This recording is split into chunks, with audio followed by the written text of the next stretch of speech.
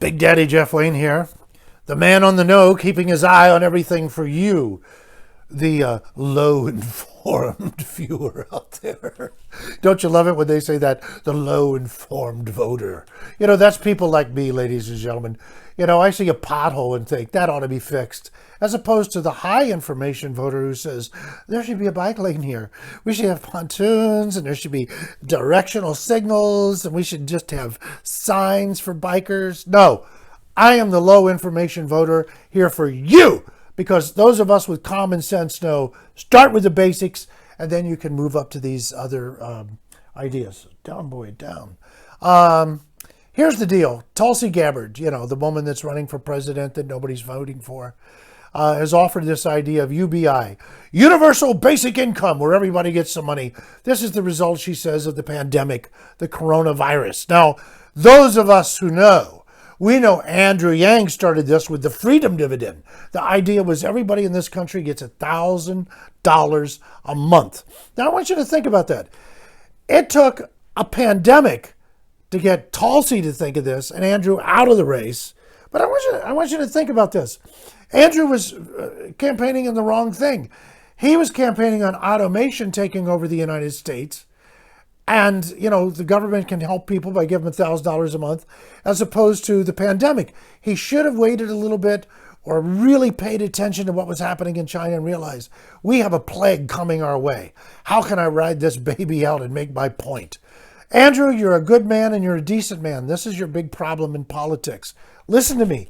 Big Daddy knows people of all races, sizes, colors, shapes, sexes. Trust me, I crawl through the gutter of life. I know what I'm talking about.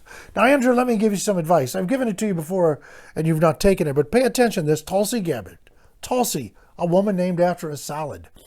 Tulsi is taking your idea. Tulsi, let me give you advice. Tulsi, acknowledge that this is Andrew's idea and help him become the vice president. He is young. He is healthy. Joe Biden, God bless his heart. You know, Joe is what, 77, 78? We know Joe's been having a few problems. We love him. We want him to live, but it could happen at any minute, you know, with Joe. And if it does, we got to have that right person in place. And who better than Andrew Yang? And isn't it time the Democratic Party nominate him for vice president? Because now you can embrace true diversity.